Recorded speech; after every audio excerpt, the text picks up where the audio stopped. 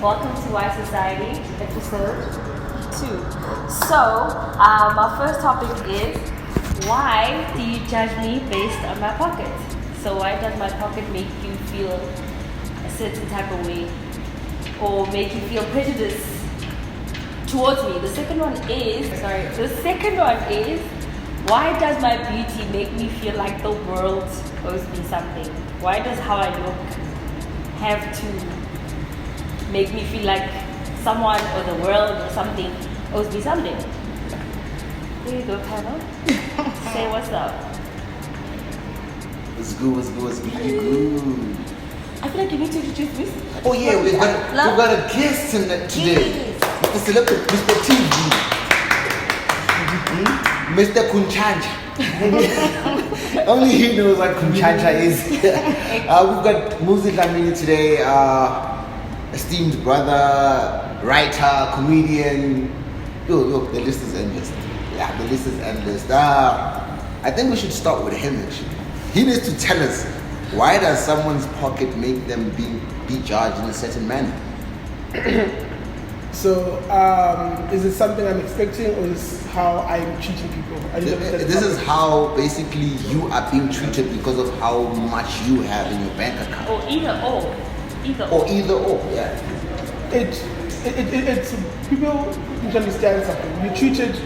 The way we treat people is the survival instinct, and it's a survival mechanism. You understand? It comes across as very selfish, and it may come across as very shallow, but there are small things as a species that have pushed us so far and far ahead of anything else on earth. And one of those things is selfishness. You know, when someone has something that they can do for you, it is prudent for you to treat them with priority. It's important to treat your boss in a certain way, right? Because he can do something for you. And as messed up as it sounds, it's less important for you to treat the cleaner at your work the same way. You know, if you waste time like treating the cleaner or someone in the office with a way less station, the same way you treat your boss, you're wasting your time. It's not gonna advance your career.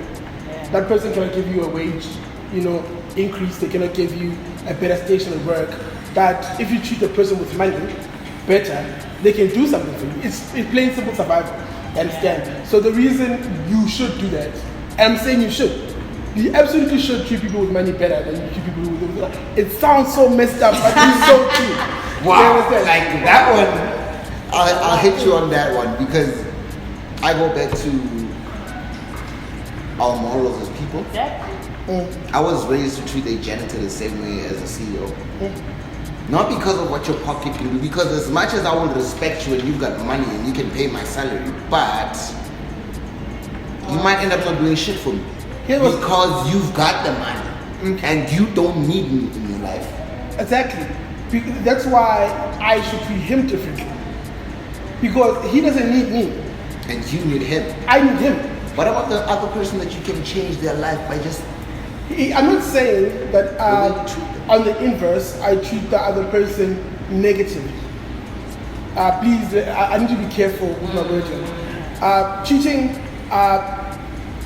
the janitor in this, water, differently is... Oh, you had to say water.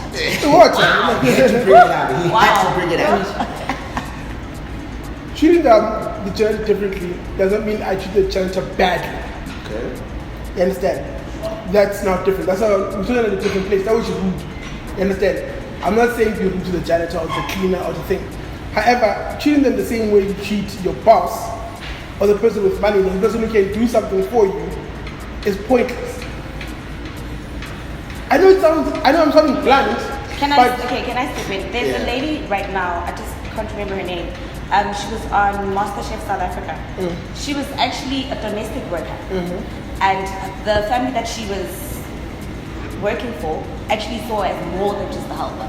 To a point where the lady of the household used to teach her how to cook certain things and created who she is today somehow.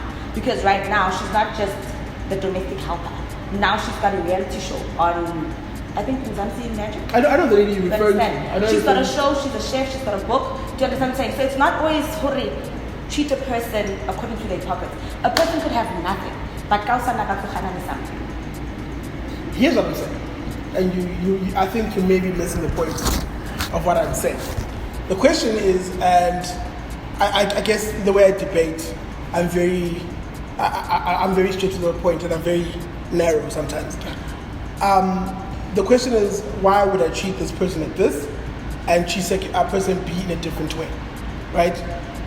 And I keep saying to this, that's why when people go against maybe the slave queen culture, and people, you find I will never go against the slave queen. So let's address. Exactly. You should have been here last week. Yeah, you should have been here. That's absolutely how, because a slave queen has to treat me differently to how it's going to treat a BE guy. I can't do much for her. I don't want to. Can we go there? You don't want the money I have, I'm not broke, but the money I have is for me, my family, and my children. And my one children, but yeah. That's exactly who it's for.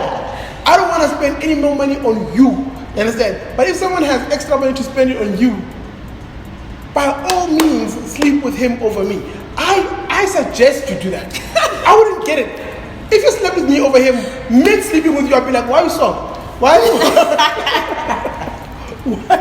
What is up with the decision making? You understand?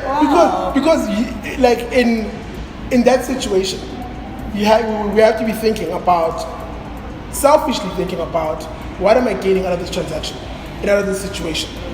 I understand, and you have to think about this outside your circle of friends, because when you have a circle of friends and your family, those people, it's very important how you navigate with them.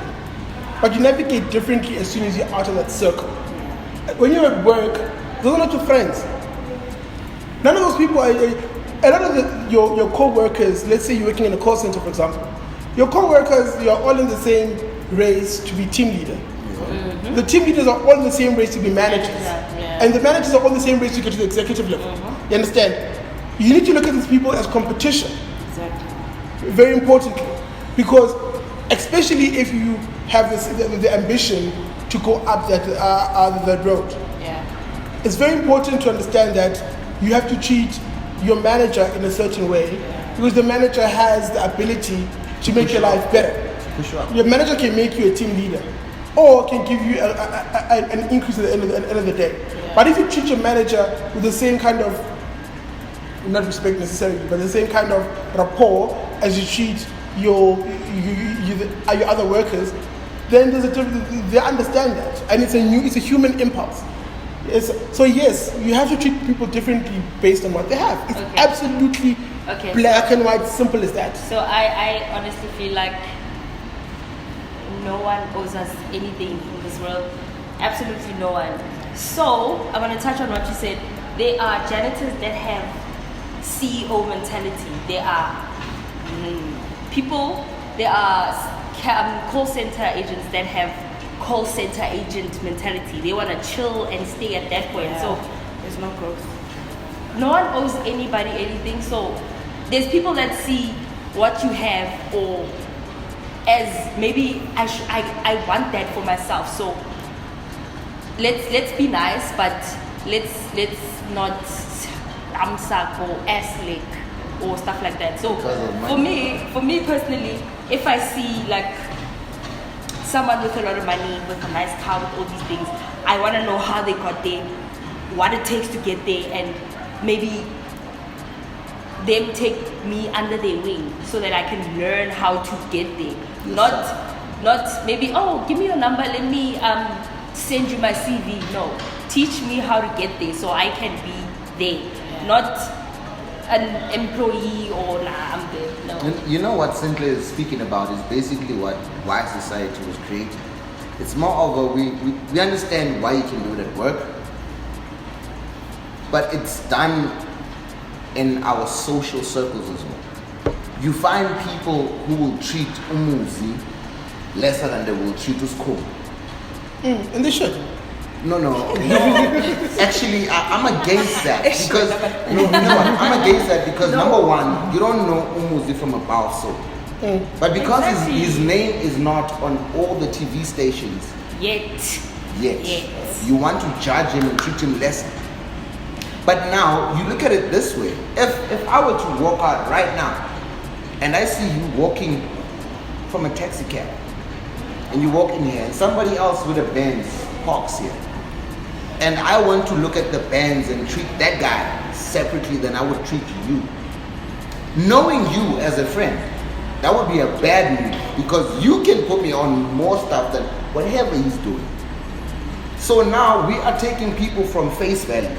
Some people act as if they do got it. Fake it till you make it. It exists. And here's the thing. I want to go back to a point you made, like just literally a step back. And you brought up school, right? As versus me as a professional. Kumba is just only about 5 years on me as far as experience is concerned. Only. And I'm saying only because it's not a long time. However, Kumba has, for the lack of a better word, walked on water. Okay. As far as what he's been able to achieve. It's borderline. It's borderline. It's something.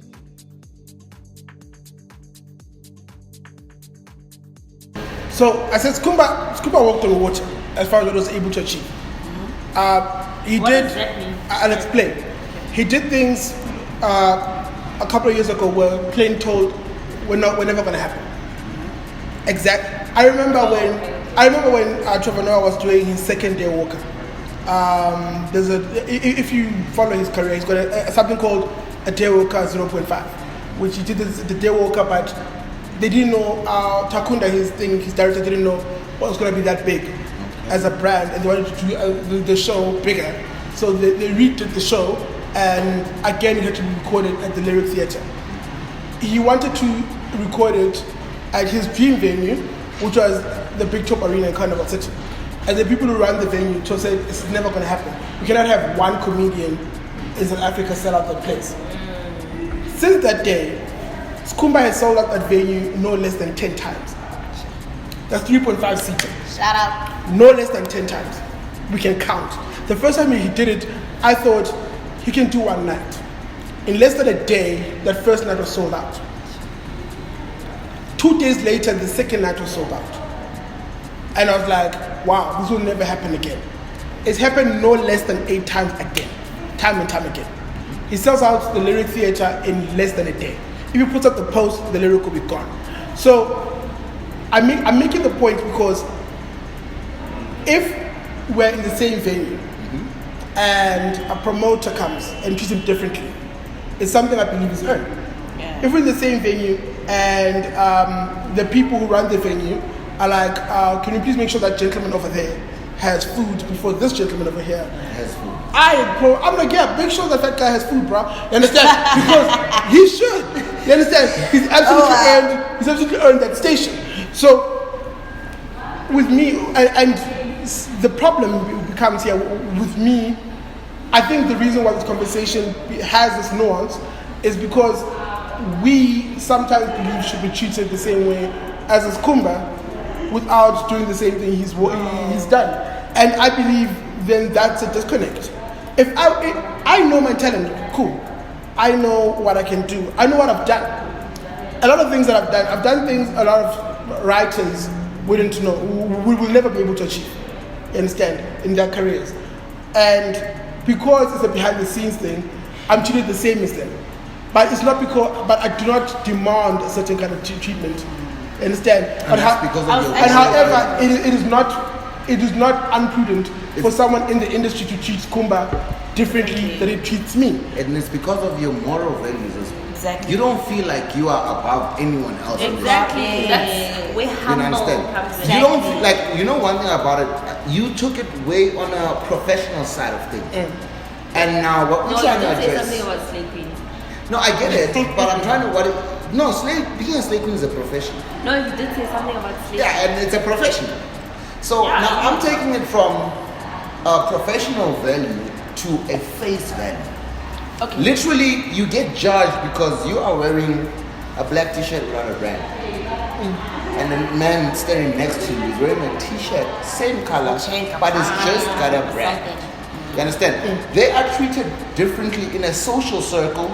They are treated differently within dating. They are treated differently in so many different levels, except the professional way. And as you said, it's an instinct of survival. But now, my question is, when did we get to a point as society where the number one thing I need to look out for is what you can do for me? Not just to respect you, but what you can do for But me. I feel like even in episode 1 we did discuss this, and we kept saying that can you not literally focus on society? Okay. We should not be operating according to society says But and society is literally everyone. But here's the thing, as much as there's an influence, I'd like to believe that we are individuals. We have individual issues amongst ourselves. We've You have got goals, do you understand? So I feel like if ever, let's say I'm Tato, and maybe there's something that I need, and I walk into a club, there's a guy drinking Black Label, there's a guy with Verve. For me, I personally feel like I'm going to check the attitude and how humble the person is and how he treats me. I don't care how much you have. You I can have 10 go million, into a club, drink Black Label, buy a whatever. membership. But here's the thing. How you approach me and how you speak to me and treat me as a human being is actually going to make me see you in a way whereby, okay, Sharp, this person is deserving of at that platform. But if you have millions in your account and you're drinking Verve, but you're treating me like trash and you're disrespectful, it's not going to be that easy for me to come to you and be like, okay, you know, like, no. But if you're humble about it, it's easy to come actually access you and sit down and show and be like, hey, you know what? Let's chill, exchange numbers. Like, Because, wait, let me finish. The same way a person that's drinking Verve can be an asshole. No matter Black Label, same thing. here's what I want to say. When you in a topic that's this wide and this nuanced, when you ultra focus it to yourself or to a certain case study, or what it does is it becomes a cherry pick, right? And when you're arguing something so large, a cherry pick is dangerous because it skews the conversation further from a wider truth. You know, the wider truth is the fact that there's a reason why in every club there's a VIP section. Right? There's a reason why certain clubs would have a higher gate taking. And I think for the manager, it's a good idea for him to let in and treat better the drug dealing Nigerian. Someone is going to spend 20K on his establishment. It's a good idea for him to let in the guy over the car guard. Until the hawks come in. Yeah, but cool. But I'm about to make, I want to make money on bottles. So that is my bottom line. So that guy is going to buy bottles, I know. He's going to buy bottles for girls, I know. So it is a good idea for me to... So, in the grand scheme of things, it then becomes prudent for the manager in this analogy to treat the rich person inside his club differently to the car guard outside his club. Understand? It makes perfect sense for that, because the rich person can buy bottles, can buy bottles for the whole club if he wants to, and that makes me profit. So it's a good idea. It's a very good idea for him to have that VIP section, a special treatment for the person with money. You understand? And it goes through society. A very good saying someone said to me is, "You will never be broke catering to a rich man's ego." You understand? If you want to play ego games with him, he won't do anything for you, and he doesn't. You don't want to say in the beginning he doesn't have to. He doesn't have to. It does not need. But, but if you cater to his ego and he does something for you, what really have you lost? But if you are the rich man, then someone else has to do it for you. Absolutely. That's the mindset. Yes. That should be had. And understand the reluctance in the panel, because you said something about morals and how we're raised and everything. I always say, and this is a departing point, I know it's a controversial point, never be afraid to challenge status quo. Never be afraid to challenge your morals, your own morals. Never be afraid to challenge your culture.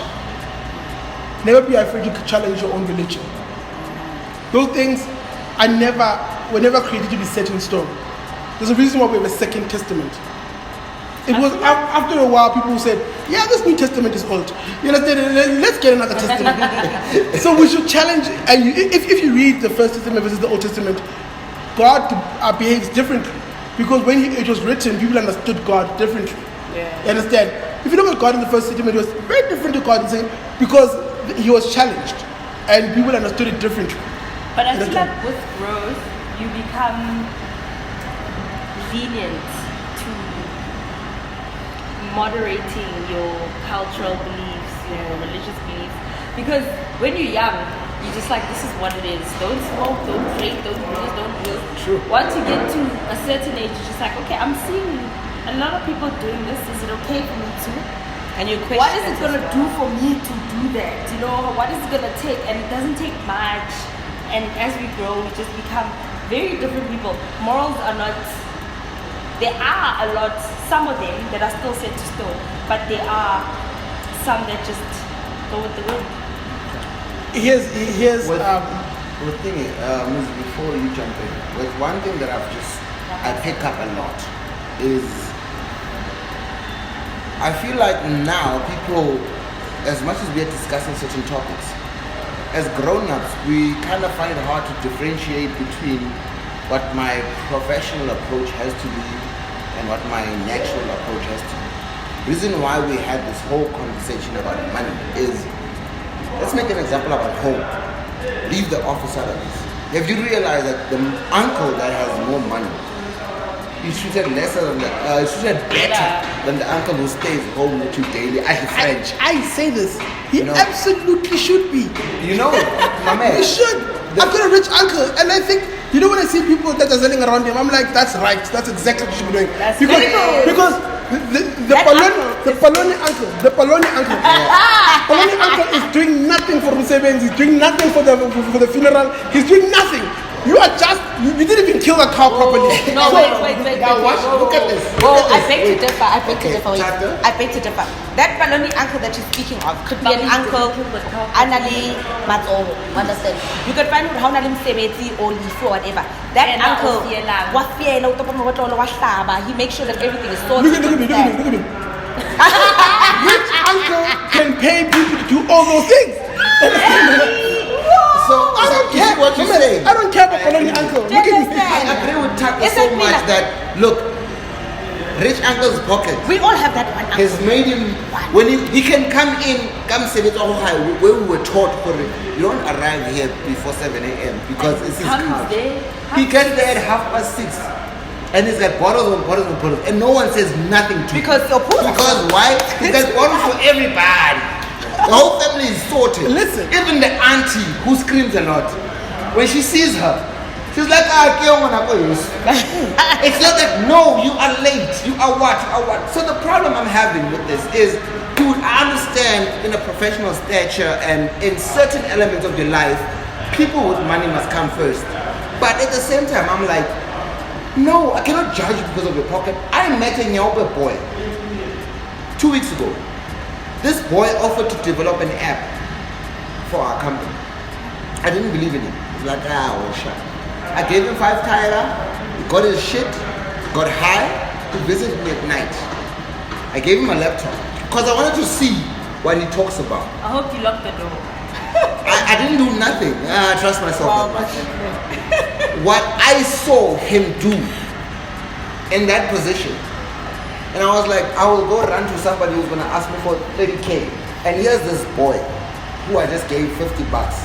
And he's giving me the best innovation I've ever seen in the world. I love those trends. I would lie. You understand? So I got to a point where I was like, does my value go to what your pocket says, or does it go to who you really are as a human being? I really want to get to you because of who you are.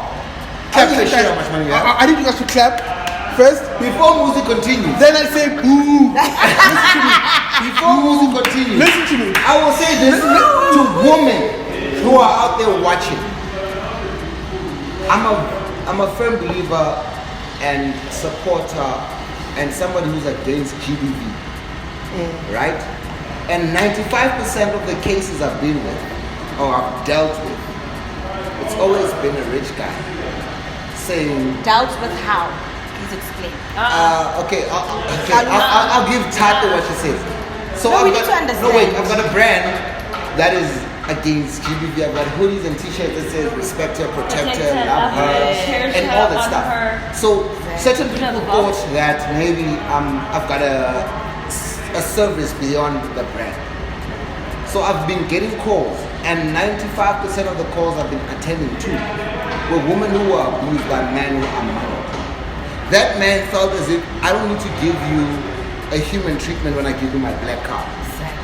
Listen, You understand? So now I'm saying, before Muzi continue, I'm saying, where do you want to draw the line? Because already when you met me, because I've got a bigger wallet, you treated me the best way ever. I didn't feel. I don't think when the question. When? Yes, when you met me, you didn't need to see a way to treat me as a human being. Because I could buy Verve, I had a Lambo parked outside, I was automatically superior to you. And what ends up happening is I violate your human rights. Because, well, hey, I can give you a black card, you got a blue eye, go shopping. You come back and you'll be fine. Go to the I can doctor. very importantly, I found an important need to say it is dangerous to say, and I've seen the post a lot on social media, and I don't scoff at it. I just halfway roll my eyes, because, and I'll tell you why. I promise you this. I can put money on this. If you speak to people from rural areas, there are a lot less reports of things such as GBV, because as far as a lot of things that happen in the culture, it's dealt with very differently to how it's dealt with in the cities. And those are people with no money.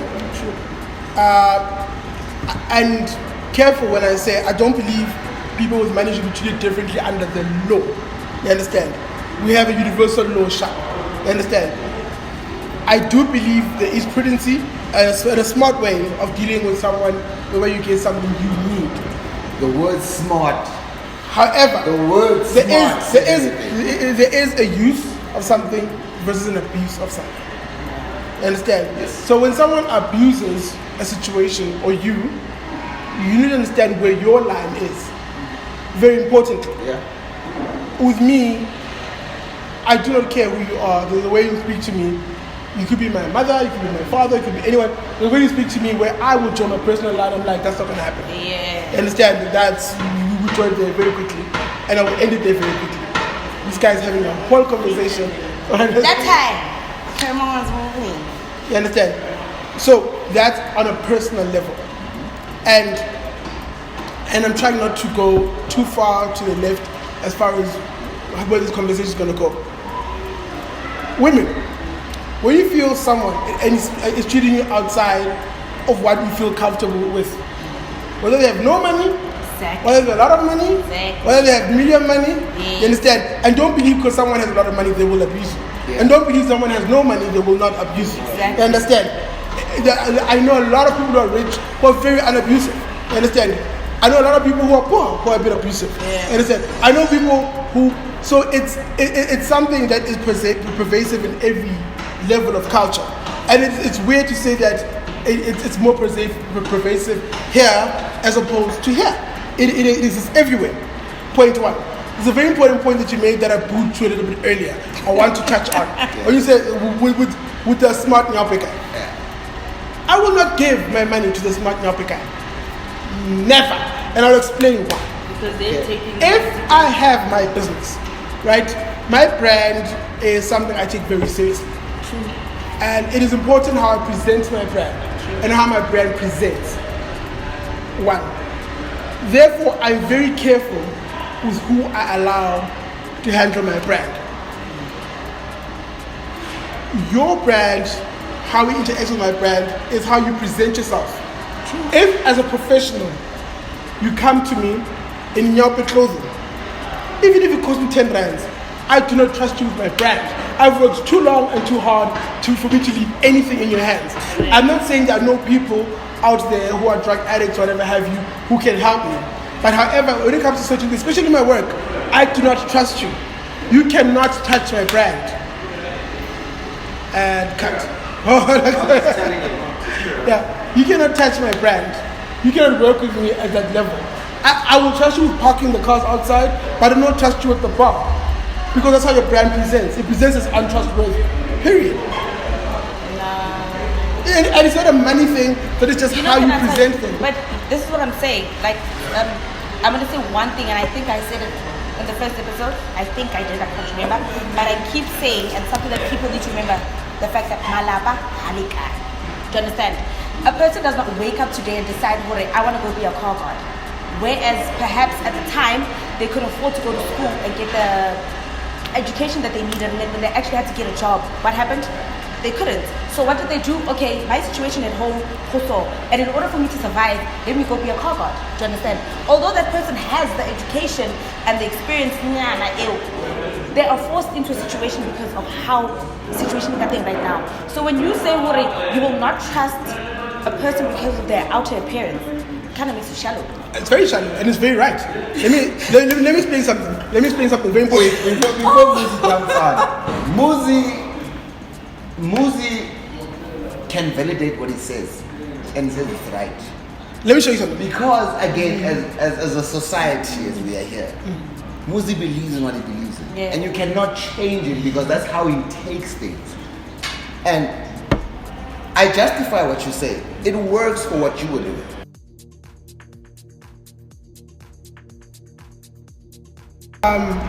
We spoke about why I would elect someone, a certain person who presents a certain way next to something I've worked hard for, like being my brand. You understand? That's because it's important for the way you present to me shows how far you take yourself seriously and how far you take what I've worked for seriously. You understand? When you go to an interview, you dress a certain way. We know for a fact you don't dress that way every day, but you present a certain way to present a certain idea. Not because you are selling, that's what you want to sell, that side of yourself. So if you come as looking as broke as possible and bring that forward. I have a question. I reject it, I'm sorry. I have a question. So when you're at a comfortable spot, like let's say Chisanyama or wherever, like a park or whatever, you see a girl dressed very nicely and she's looking very cute and whatever, are you worried about, do you take into consideration rather of how she's going to look in the next days going forward if you achieve her, or are you mesmerized by how she looks at that point in time and you think that's how she's always going to look, because that's not the case? But again, she presents a certain way, and it's important. So do you worry about that? Because personally I don't think I'll ever be in HR because I'll never like how you look and think of that same image for the rest of my life, because we are all human at the end of the day. We are all human and we have our downfalls, we have this and that. Yes, we might want to impress first impressionly. Yes. But do you worry about in future? Because they might sell you dreams. Yeah, but exactly. By how they look. But sorry. what? So, what? Sorry, I'm so sorry. But what Sean said, like, I'd also take a nyaupe into consideration regarding work ethic and all these things, because they might look like crap, but what they can do, we don't know. Exactly, I don't know. Exactly. But a nyaupe boy can also dress up and look amazing. So no, but the fact that it was regarding appearance and all these things, for me, the fact that it was Rukeza and present to sell a certain image shows a certain of so in concluding my thoughts, it's very important in everything, just to tie everything up in a neat bow as far as how I'm thinking. The presentation is important as far as how society works as a whole. You understand? And we're this far, I promise you, because those instincts are right. You know, the fact that business works the way it does is because they prejudge you. You understand? And that's how you present. We understand that some of us come from poor homes, but if you have to go borrow and beg or whatever have to, for you to present a certain way to interview, it's important that you do. You understand? But the person behind that has only that one moment when you walk in to make a lot of judgments about you. It's 100%. It's true that there are people who may not present a certain way that that may surprise you, but no one can take that risk when it comes to your business. No one can take that risk when it comes to your brand. No one can take that risk when it comes to who they're gonna sleep with. If you come across as a nyaupe, you are not getting ass. It is what it is. You think the nyaupe is nice personalities out there. You think they're getting pussy? No, they are not. You know why? Because they present a certain way. Period. It's as simple and straightforward. And life happens that way because people will look at you, make assumptions about you, and whether the assumptions are wrong or not, that's the only gamble they have. Okay. And I think that's a gamble they have to take. Can I In closing? Okay. Simply in closing? So what I'm so proud and very happy about is the fact that we didn't talk about race at all, because when it comes to such things, we have to gauge and stuff like that. Yeah, so one thing I'm very proud about is that we didn't talk about race, right? So going forward, as a person, I will never ever judge anybody based on how they look, because there's people that you can have a very deep conversation with and be relatable with, but not be dressed nice and all these things. And this is my personal experience, and I will always give anybody a chance, always. But as a human, because we're human beings, you get to a point where you're just like, oh no, stop it, you're boring. But in the beginning, you give someone, for me, you give everyone a chance, regardless of how they look, regardless of what they have and all these things. Yeah, maybe I will turn my back on CEOs or like people that have money. Sometimes I'm just like, let me challenge myself and be like, not you today, Satan. And those are the people that have money, and maybe that might be my downfall, so be it. I will build my way back up. Final thoughts? Tato, final thoughts? I'll take the last one. I want to speak there, but there's a guy sitting here, guys. Galabo. This guy, guys, like I didn't want it, but I'm with you. Yes, but hearsay. But anyway, I'll go back to what I said earlier. And as much as Muzi had said that, as much as you may be a nyaupe and you have to go beg, borrow, and steal a suit or whatever to be presentable, sometimes it doesn't happen like that in life. Also, perhaps maybe life hits you, you had to leave your hometown and you're living in an area where you don't know anyone. And now who are you going to go to ask for a suit to do whatever? But if ever it happens that the universe responds and vibrates and draws you towards a certain someone, and you literally get to be like, listen, my brother, as you said, the guy with the app, Munyaupe, it's fine, but I can do this. And you literally gave him that $50 and he showed you what he could do. It's not about what we look like outside. And I'll go back, the topic at hand was not about your outer appearance, it was about your pocket. So it should never be about how a person looks. It's about, let's engage. You understand? Because we're social beings. I mean, I may be shy, you may be loud, or I may be a nyaupe and you may be rich as hell. But when you park your car, when you put the figure shop, you know, like vibes.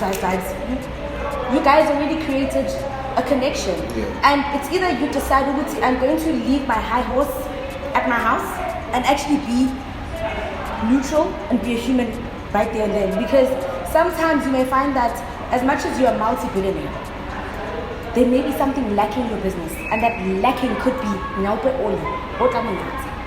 So for me, it's that. Pokota gago ke pokota gago, but ga re bua go strateng ke neutral ground, because you could look at me as naupe today. What if I'm pretending? What if for me, I'm a multi-billionaire and I'm pretending to be a hobo or whatever? You'll never know. So don't ever judge a book by its cover. That's just me. Shut up. For me. For me, in closing, before I get into the topic, I'm gonna say one thing. My worth is not my appearance. My worth is not my pockets. Don't look at my J1s and think he's got money. Don't look at my shorts and think he's broke as fuck. My worth comes from what I can do for you and what you can do for me.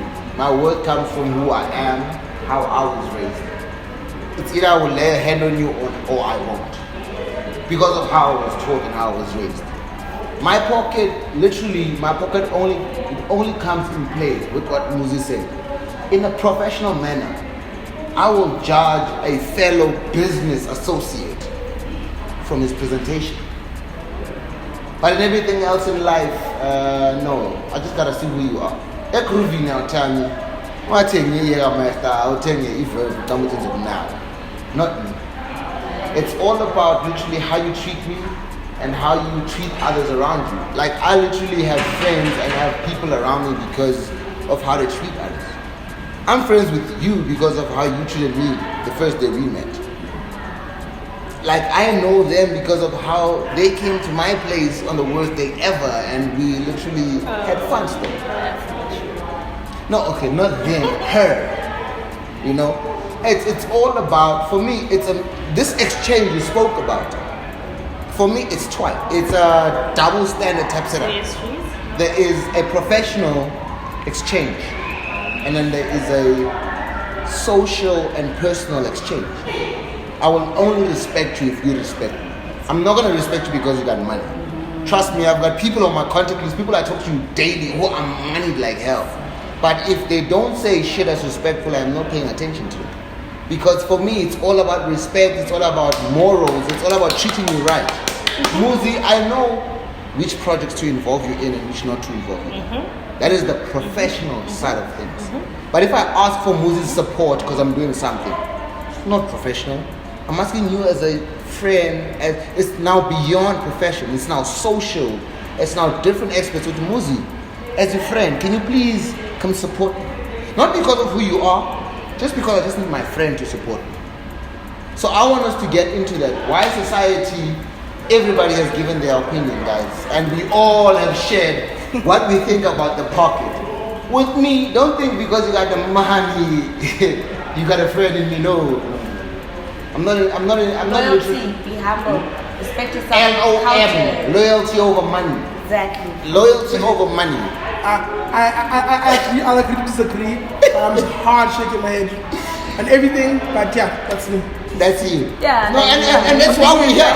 Yeah. And that's why we're here. We always have to share different opinions. And that's why even when the show is oysters. That's it for money. You will send us your comments. You will send us your, what did you call it? Facebook comments, Instagram comments, YouTube comments, so that we like, can. Actually, as I said, but they cut it out. As much as we may have topics that we want to discuss amongst ourselves, you guys can also suggest topics that you want us to discuss. Like, feel free and we'll tackle it. Don't think we're ending on season 1, eh? Nah. We got 14 seasons. 14! Hiya!